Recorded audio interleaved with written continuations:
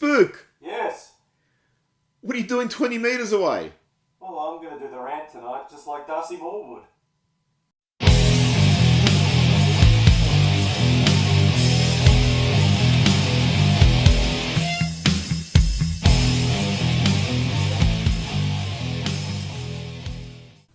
Welcome to the Collingwood Rant. I'm Sly. And I'm back in the chair, Spook. Spook, we Yes. lost to the Tigers. Did we predict that? No, we didn't predict that. I think you predicted a 12-goal win and I predicted a 1-point win. Can't we go back and redo last week's episode to be more truthful? What do you think this is? Star Trek Picard? It is shit. What do you think? What do you think of the loss? Overall, I think it was incredibly... disappointing is probably too harsh a word. I mean, I'm understanding enough of where we're at and where we need to be. I don't think that was a performance reflective of that. I think that was almost not a step backwards, but that was just that was like a plateau moment. Yeah, I didn't think we'd win against Richmond. We did under Robert Harvey.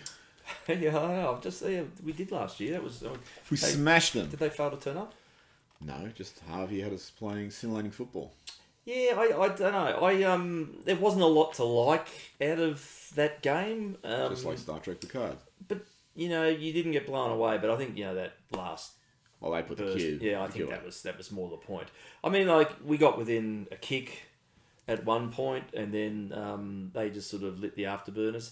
I've been thinking about that analogy that Fly had about the relationship and 3 kids, and we've been going out for 8 nights or something. Didn't hear it. He tried to put it into perspective, which I think there's an element in that.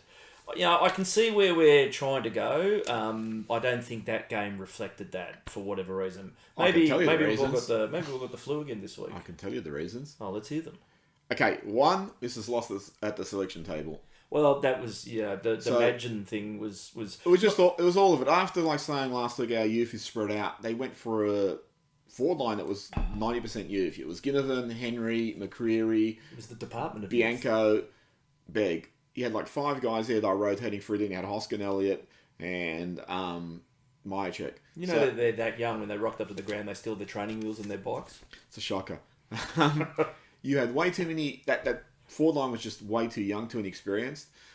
They really should have done something like throw Sidebottom in there. Sidebottom's been terrible since the cramps against Geelong, so I don't know if he's carrying an injury. He started the season really, rejuvenated. He's really struggled since then. He's an old man. I'm not sold on playing Begg just yet. He does some really good stuff around the ground, but for a guy who's that tall, you only have to do some good stuff in the air. I really think Cox is the guy they should be playing either as the ruckman or the ruckman forward. Begg, I can see what they're seeing in him, but at this time, with that side, he's just too young and raw, I think, to be expecting a contribution that's going to be meaningful in terms of winning. If you had the 2010-2011 side where he'd be behind Cloak and Brown or Cloak and Dawes or whatever, you go for it. You can shield him that way. But when he's the number 5 young guy in that forward line, it's like you've gone way too young. And that's where the guys I know people mock him, but guys like Josh Thomas that were helpful because they just sort of held down the spot with a senior body. But what's this year about? Is it about winning games or is it about developing something? I think it's about both to an extent. I know that's a cop-out, but you want them to be developing, but you also want them to be developing with a good psychology in the side. And I actually think you can go too young where then the players aren't developing because they're just getting pasted. And Begg got slaughtered in the ruck again. I think Darcy Cameron had a decent game. He still got killed in the ruck, but I think he had a decent game. But I would rather have a framework of experienced players and then you have the young guys dotted in there. The other thing with Begg, again, if you had this forward line, if we had all our players fit, I've heard all our players fit, and you had Myercheck and Kruger, always a young guy, and Elliott, and Hoskin Elliott in the forward line, go drop Begg in. He's going to be the one young guy there or the second young guy there. When you've got a forward 6 and 5 of them are really young guys, it's no, you've skewed it too much the wrong way. Dropping Magdalen was a mistake. I think that was a big one. And that's not to say that Magdalen's a world beater or anything like that, but he would have given a little bit of structure. At least he stands his opponent. Yeah. And I think, if Darcy Moore's playing that loose game, Magden would have been the foil for that to be a lot more effective than it would have been. Magden would have probably leaked a couple of goals and whatnot, but I don't think Lynch would have been as imposing. Well, going on to that defensive structure is fucked. I don't know if you've got to bring Nathan Buckley back to work it out. Howe and Moore are just too far away from their opponents. They get caught out so often. Like, I can't imagine that they suddenly just become really loose defenders. They're obviously being told to zone or do something, but they're being drawn too far up. And it's just... Every key forward this season's pretty much slaughtered us. Yeah, and that's the baffling part, that if you are working towards some sort of defensive structure and you are instructing them to stay that far off their opponent, like, there's just no one's coming in to chop out. There's no one that tall. So what are you getting out of playing that strategy at this stage? And the other thing, too, you got to look at is it's so spacious that if someone like Lynch or Rewalt or, Cameron or whoever it is, it's so spacious, they've got so much space to lead into. So when the player's on the lead, when the forward's on the lead and the ball's in front, I don't care who's on them. They're not going to stop the ball coming in. So that's another issue too. And you counter that with the way that Richmond just pushed everything back. Yeah. And they flooded our forward line and denied anyone who was going to take a mark. It's like, then you go up the other end and it's Green Acres. I made comment during the game and I thought it might be an opportune time to move more up forward because he doesn't seem to have too much trouble finding space. Oh, that could have worked. I would have even thrown Moore into the ruck for a little bit just to see what you have there. I'm still on the bandwagon that Moore is being wasted in defence. When you see his opponent kicking 6 goals or whatever, it's like, okay, what are you getting out of him that you wouldn't have got out of Magden?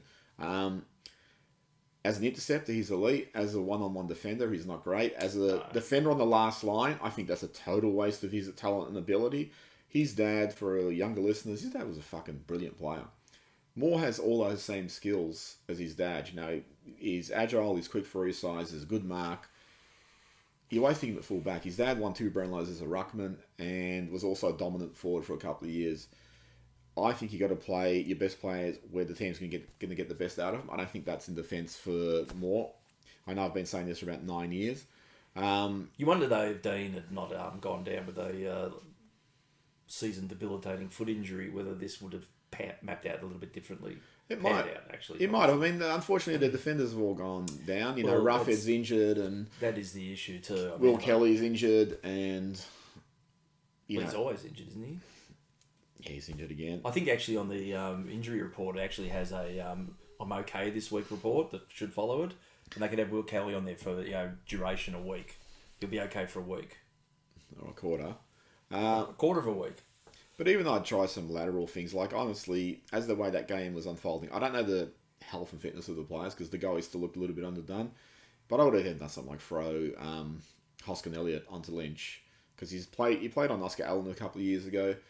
In that circumstance, you're not losing anything at that time. He's not dominating the game. I think you could put Hoskin Elliott anywhere in the ground and you're not losing anything. Yeah. But in terms of like defensively, it's not like Lynch is going to kick another 12 or something. Moore did tighten up in the second half and... Yeah. But I mean, that often happens when a player has a dominant half or dominant quarter. They just go quiet for a little bit for whatever reason. So I think actually this game was lost both at the selection table and strategically. I mean, the other thing too is they seem to be drawing a forward up to the midfield to compensate for the ruck deficiency, and that didn't work. And they were getting taps to advantage like Gold Coast did against us, and then meanwhile the forward line was just undermanned, and Myercheck was just taken out of the game, and it was like, oh, where are you going to get your goals now? So I think Ginnivan. Well, going to go on the Ginnivan. I'm fucking sick of this narrative that Anthony Hudson has begun and perpetuated that anytime he gets hit in the head, he's played for a free. He's the master. He's the master of pulling. He puts his head over the ball. He's played 11 games and he's the master already. He puts his head over the ball. He gets smashed. He got his fucking face almost torn off with that second one. Then they go, he's done it again. And then look, that was actually pretty much. Got that one wrong. Every free I've seen for Ginnivan this year, I reckon, has been legitimately too high. And I'm fucking sick of this shit. Anthony Hudson has started and he keeps championing it. He's never called Joel Selwood the way he's called Ginnivan. There could be a reason for that. Yeah, it could be. So I actually reckon that's weak as piss. On the round, I don't know how to pronounce his name, Mansell for Richmond struck Ginnivan twice in the head with the forearm. Yeah, that was a bit of a low act. But it's after the siren, so it's all right. Well, that's fucking another absurdity in the AFL. Do you want me to say something about it? Yeah, Mansell got 1 week. Is that a tough enough penalty? No, fuck no. You saw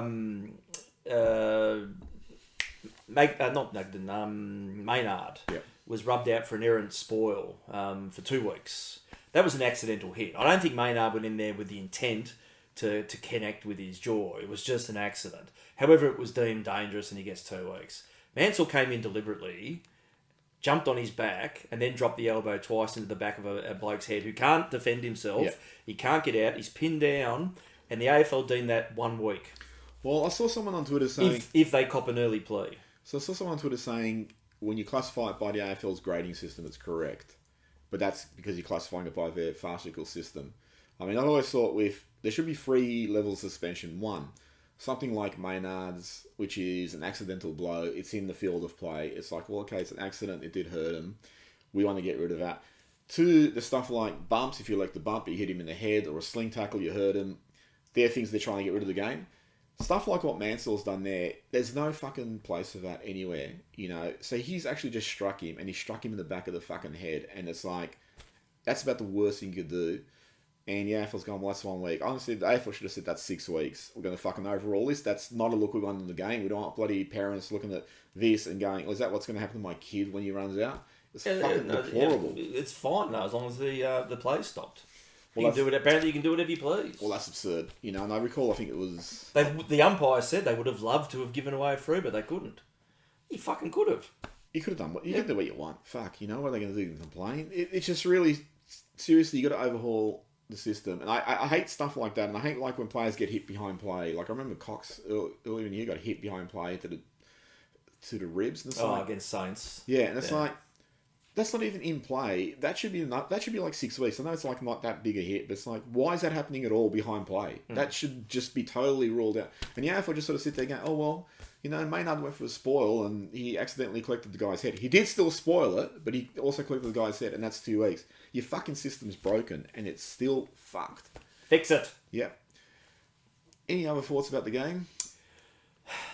No, not a great Let me deal. ask you, Yeah, go on. Pendlebury is a half-back flanker. No, it's not working. I don't like it. I don't see where it's working. He seems actually a bit slow and lost. He does. I mean, I think that's also that natural age is catching up with him a bit. He looks hesitant sometimes when he's with the ball. Like, he has his moments where he's his old self, but, you know, there's just times where, whether it's either because he's played out of position or the pressure is generally a lot more intense when you're defending, but he's caught a little bit too often. Well, I think that's the big thing is in that defensive arc.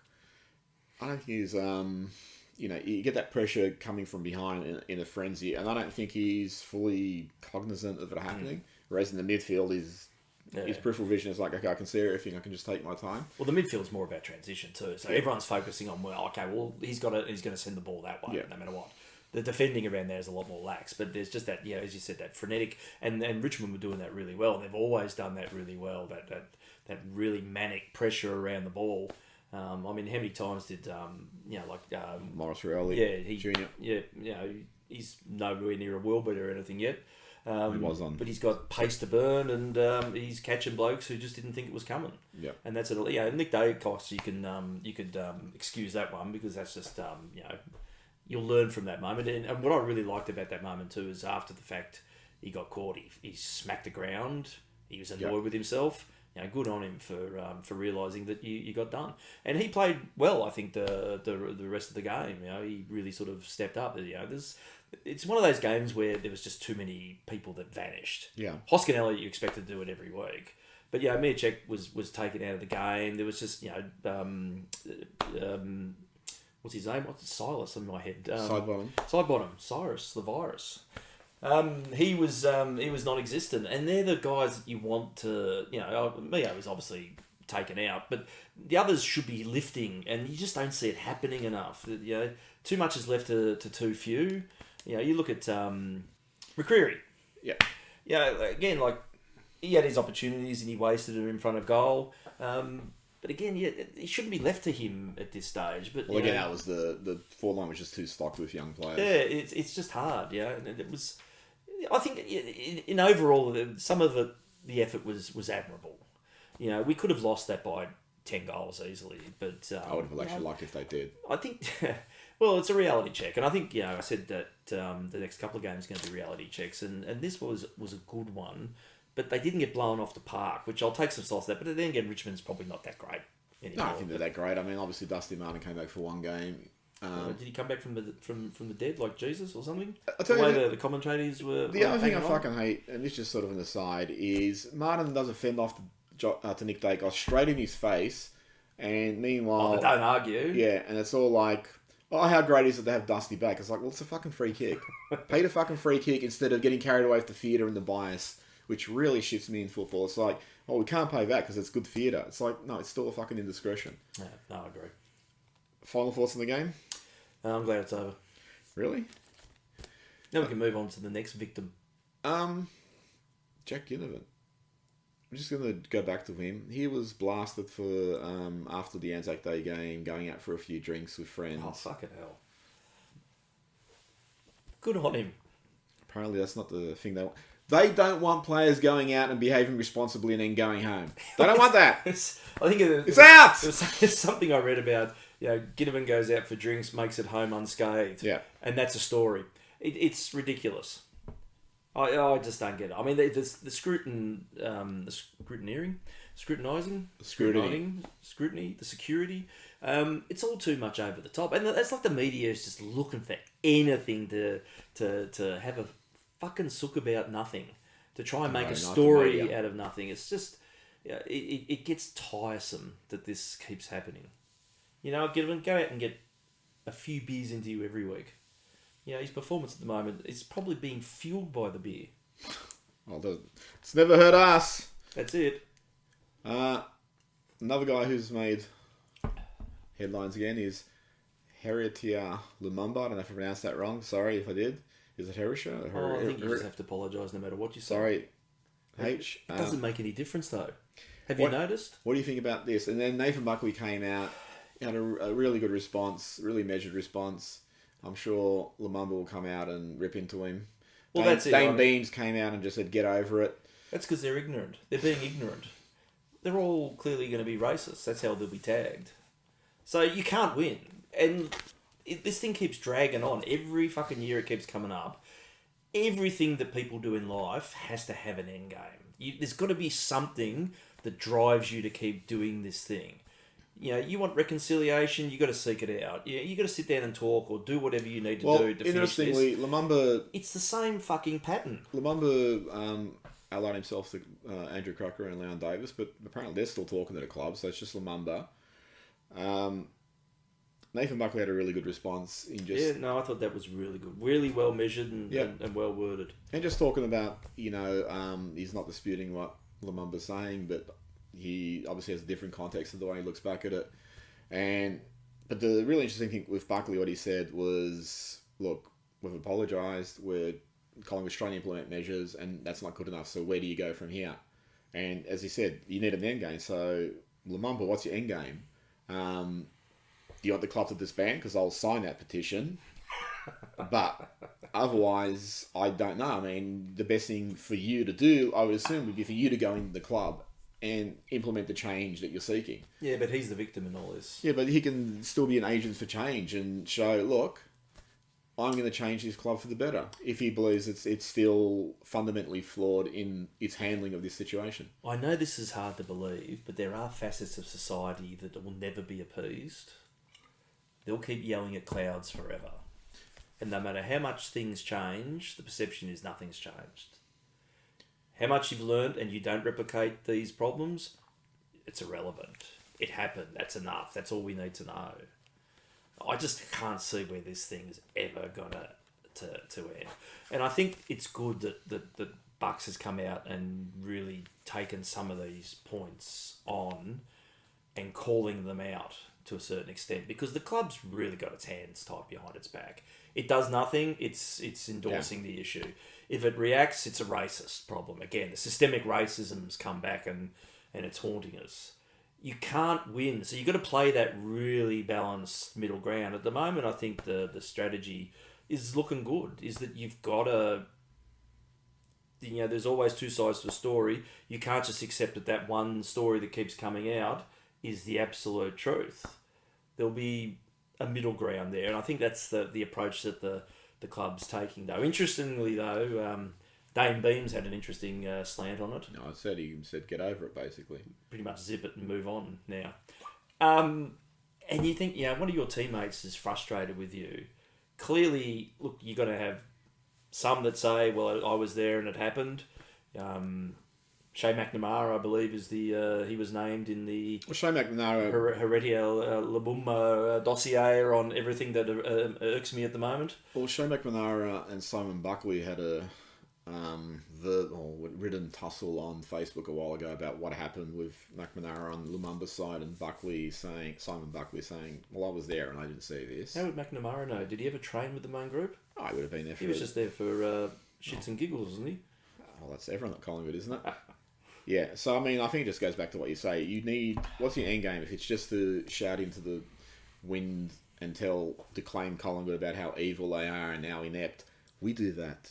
It's our job. Yeah, so you need, as you said, an end game. It's like, fine, if you don't feel your expectations are being met, and I think get in there and do what needs to be done, because you're the only one that's going to do it, because the club's reaching out and saying, hey, so... What more can be done? But Buckley addressed that too, around the thing about, well, what is it you want? You've got to say what it is that you want.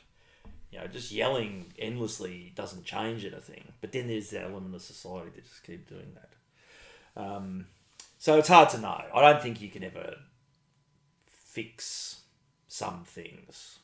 Oh, I hope they can. I mean, he's a premiership player at Collingwood. I loved him as a player. Yeah, but... He's a legend and hero of the club, and I'd like to think that the club also gave him a platform to be heard, that if he was at another club, like Melbourne or someone, he might not have gotten that audience, so he can actually be an ambassador for what he wants. He has been, but he can do what he wants. It gives him a platform to do what he wants, and at the moment it is just criticise the club, and again, that's our job. That's it. Who do we play this week? Bulldogs? Bulldogs. Friday night at the big top that is the Dome. Oh, yeah. It's always good to play a home game at the opposition team's home ground. Thanks, AFL. Good work. Well, we did it last weekend. Did we? Where did we play last week? We played MCG. It was Richmond's home game. Yeah, but that's also our home ground at least. Yeah. That makes no sense either. Marvel isn't. Isn't it? No. It should be. Whatever the hell it was. It was meant to be our home ground, wasn't it? Early in the piece, they were chasing us, or... Let me say a former president might have been chasing it. I won't name who it was. Yeah, that's right. Yeah. So I looked at the injury list, and Will Kelly has an unusual hip injury. I mean, a fucking hip injury in itself is unusual. I saw we had another finger injury this week with Quaynor. Yeah. I mean, fucking how many fingers are going down? I don't know. So finger injuries. So Roughhead's got a finger. It must be like that scene in The Taxi Driver where Travis Bickle shoots the bloke and his fingers fly off in all directions. They flew through for a point. Is that how they do training nowadays? I don't know. Is there fingers flying in every direction? Ash Johnson tore the leg from the hip or something like that. Or the hamstring. How's his finger though? I don't know. I think it's fine. He used it to clutch at the hamstring. Oh, thank fuck. I don't know who else is still out there, still fit. It's a long... Wilson apparently. Wilson did it, but Wilson's got a back. He's just indefinite. So I noticed like a number of them have gone up to around 12, 13. Dean was like round 13 or something, so he'll be back soon. I think he's training at the moment. Actually, he's running around. Yeah, there was footage of that. They were all clapping and cheering. Well, you'd want to see probably because they footage thought he was new. Someone new's here. Maybe it's his birthday today. Let's all give him a hip hip hooray.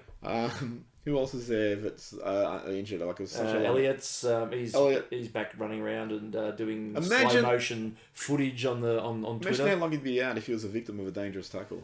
Well, no, that wasn't dangerous though because the effect was just bad luck. Yeah. No, it's good to see him run around again. I think he's ahead of schedule. Hopefully. So he's going to come back this year. Yeah. Do you think? Does that ever happen at Collingwood? Kruger's out for the next 20 years. Kruger's back out. Kruger's back round 23 or something. Yin and yang with the injuries. I actually like Kruger's back for the last round, last home and away round. So you can imagine they'll bring him back so he can injure himself to impact next year. You would think that'd be a likelihood, wouldn't you? Yeah. And obviously Grundy's out for a while. Well, he's ahead of schedule apparently as well. His fingers are okay. They said that's a positive sign of What's he Collingwood. had a schedule at Collingwood? If you can clap your hands, if you're happy and you know it, and your fingers no one's happy at can do the Collingwood, are walking, you make it onto the. You get about 3 weeks back for that. What is it with Collingwood that we get so many injuries? I mean, You could stop it. What is it with Collingwood? there's unfortunately we see it's a lot of impact injuries. It's not soft tissues aren't the predominant ones. Usually they are. No, it's a good point. I actually made that to someone else the other day, that it actually feels like this is the first time in a long time that we're not suffering those soft tissue injuries. That's because they're suffering impact injuries before that can happen. But they what's his name? Wade or Jared something? Wade. Jared Wade. He seems to be making some inroads, except for in the digital area. He seems to be pretty good. Yeah. Early days. If If he's too good, we'll be hit by a meteorite next Monday. Well, that'd be another impact injury. But It they would seem be. to be getting a lot of impact injuries. I don't know if they're rushing players back too quick or if it's manageable or whatever. I mean, that tends to happen when they say we can bring this guy back unless he can does it rebuild him. again. I mean, I think they're doing that with Joe Donohue now at Brisbane. He's suffered a shoulder injury. But it's just, you look at the injury list and it's pretty comprehensive again. That's a shock. You know, by Collingwood standards, it's not comprehensive enough. I think the last time I saw something that big was written by Tolstoy. Changes for this week? Do we have anyone confirmed out with injury? I think we did get through the game unscathed, except for Quaynor's finger, but it says he's available. Apparently, it was just his little pinky finger, and it was only impacting his ability to hold a teacup. Okay. Who would I drop? Probably all of them. And besides that? No, look at my patience with Hoskin Elliott's running low, but really, what's the alternative, unfortunately, at the moment? The guy I'd like to see get a crack at it and come in is Poulter. I'm stunned by... Poulter and McRae, the two... Why either is... and they brought in Tom Holland, Bianco. But He Bianco did kicked... 6 degrees of naffle. Yeah, Bianco kicked 5 a couple of weeks ago, so obviously... But on the PlayStation. No. Does that count? No one kicks 5 on the PlayStation. That's a fair point. I don't know what his inclusion was about. He was non-existent. But I think he'll go out. Tyler Brown, would you hang on to him? He's a little bit... Well, look, I can understand he's still developing. Look, Does a couple of nice little things, but he I think they need to restructure the way the side is positioned. I think from this point on, I know they won't do it. You need to have Mychek at full forward. Side bottom has to be down there also. Hoskin Elliott probably, because then you have 3 senior bodies and then you play the other 3. I'd actually bring Cox in for Begg. I think at this stage... That could be a likelihood.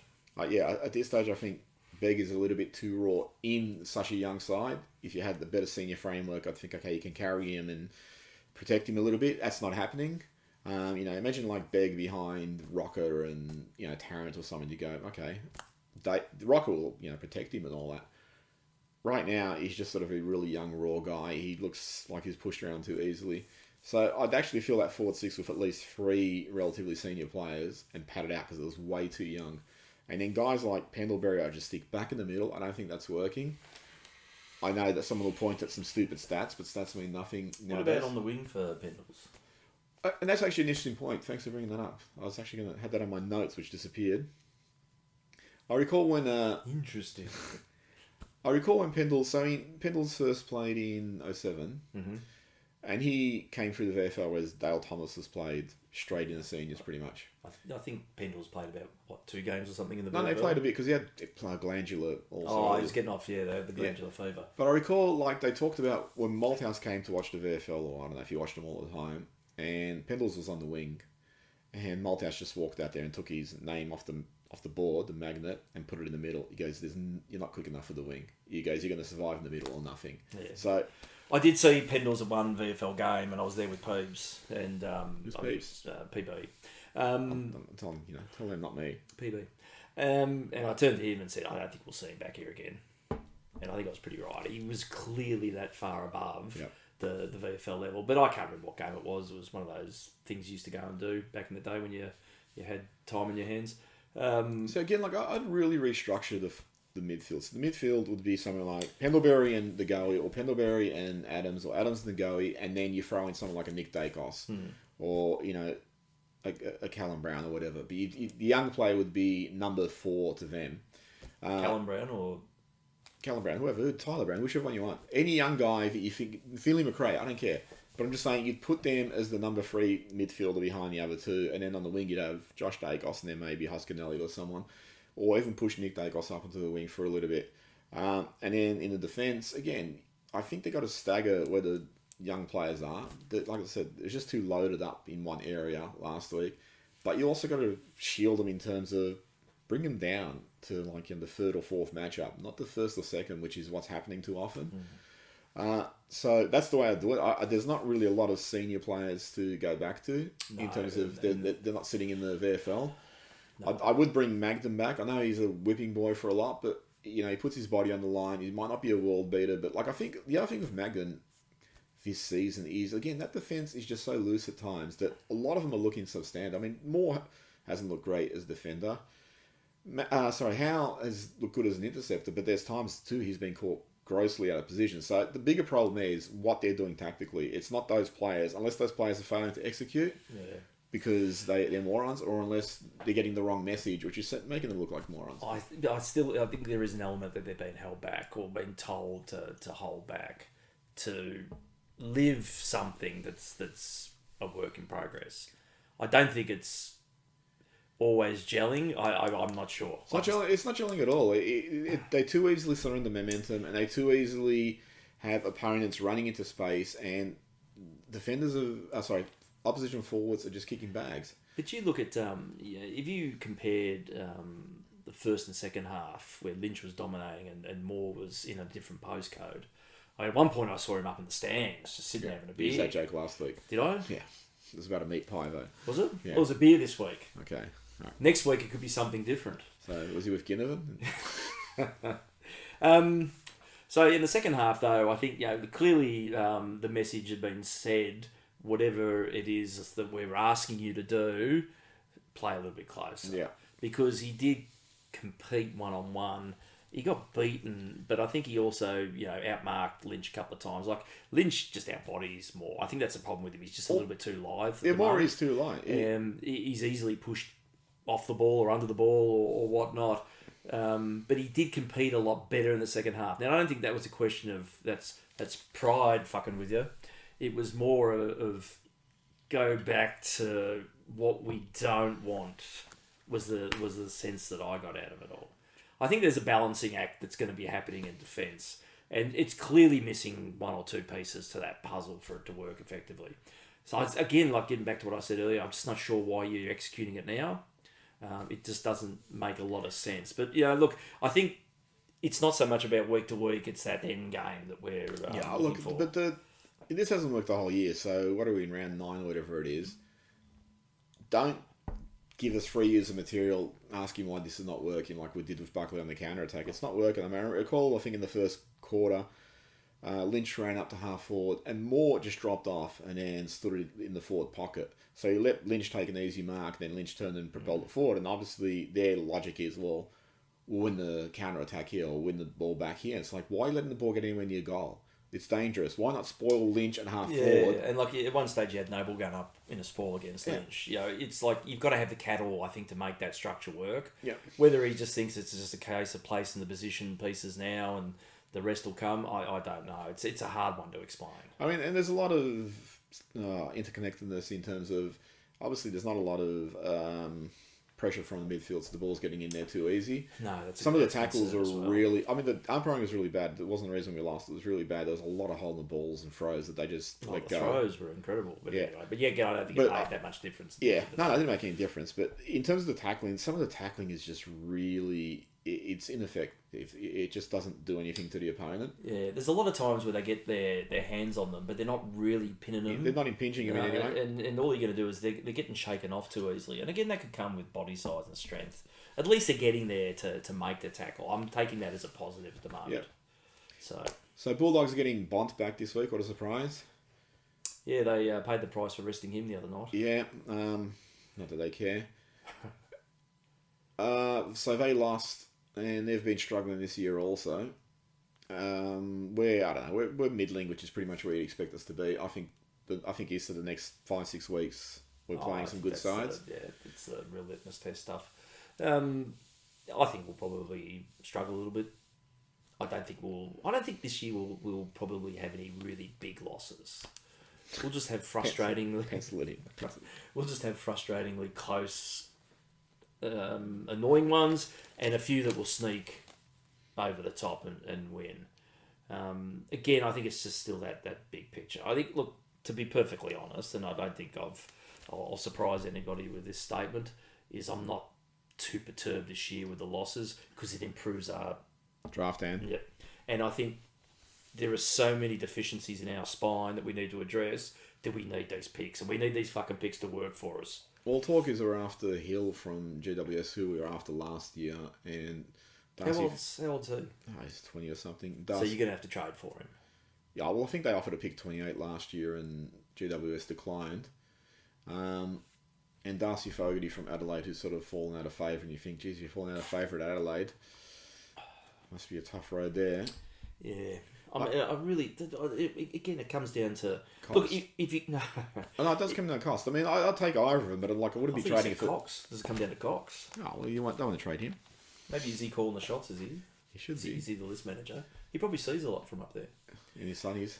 His fearless fly sunnies. Yeah, cost is obviously a big factor, and it's that whole thing about, how much longer do we want to keep chasing these second and third tier prospects? Could we not maybe nail a young gun or someone who's potentially a gun and develop that? Like me.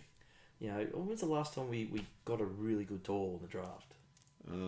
Besides Darcy Moore? Well, I mean, that was Father's son. Does that count? If you exclude that one, then it goes back to Reed and Brown and Dawes. I mean, it's Dawes a was long really time between drinks. That's like 2, And how 7, 8. many piecemeal solutions have we thrown? We've gone for a lot of them, from guys like Corey Galt to Jonathan Marsh to Sam McClarty. Will Kelly's again another father son, but he was a little bit lower in the draft. So they haven't really invested, highly in the draft any young. The one I was talking to someone else about this. The draft that fucked them up was one of those Trelaw ones where we traded the pick 7, and after that pick 7, Charlie Curnow, Harry McKay, Sam Whedon, and Oscar Allen, they all went after that pick 7, so they would have all been available to us. We probably wouldn't have taken them, but that's the draft that we probably should have invested in. Well, I think also too the logic of best availables shot us in the foot a couple of times too. I think it should be best available for your need, not just there's another midget midfielder that's got potential. Let's just take him. Take a punt on a tall or two. Oh, look, I know it's a longer game, but I'd even look at someone you don't quite need and go, I'm going to put 2 years into this guy, I'm going to cultivate him, and then we're going to trade him, we're going to fucking we're going to get better than we invested in him. Because if it's all about development at the long term, then you might as well play some of those futures and go, we'll put time into this guy, we'll develop him, and we got him for pick 20, now we're going to give him up for pick 8. That was like with Chris Tarrant, they gave him up for, pick 8, and Paul Medhurst. It was like a fucking win. I don't know I think they got him at about pick 5 when the draft wasn't a real thing, but I don't like this. You end up with all these flanker types, and the thing I really wish they prioritise is go after skilled players or players who have a super weapon.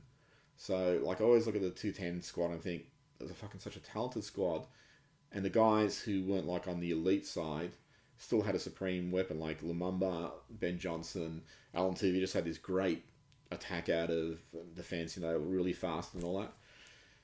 We just seem to get a lot of players who are project players like Braden Sire, and that's we're going to hopefully turn them into an A-lister. And it's well, maybe it'll work sometimes, but fuck. Anyway, that's in a different postcode of discussion. So what's your tip? Is Darcy Moore in that postcode? Yeah, he's having a meat pie and a beer with Ginnivan. Could be having a polywaffle next week for all we know. They still make those. Yeah, I'd sincerely hope so. So I got a burning question to ask, but let's go for the tip. All right. Dogs by 18 points. Is that only really 12 points because we're paying 1/3 of Trelaw's salary? That's a good point. Yeah. So it'll be us by 5 goals. Okay. I'll go for us by 9 points. Risky man. One last question, burning question. Yes. How the fuck did we lose to West Coast? Oh, fuck. Seriously. Yeah, you talked about it last week with the deficits. What did they lose by this week? We should do a West Coast watch. Another 10 goals or something. Another 10 goals or something. I think that will be one of life's great unanswerable questions. How the fuck it is did we answerable. lose to them? Yeah, because we're Collingwood. Collingwood will find a way. No, I don't. It actually hurts to go back and think about that. Like so many other things, but that's severely baffling. Oh, it's an appalling loss, and it's inexcusable given around that loss there's always 10 goal losses to them. So fucking North beat them. Yeah. At the moment, they couldn't beat themselves. Yeah, well, they'll beat us. Anyway, that's it from us. You heard it here first on the Rant. That's it from us. And that's it from us. Later. Catch.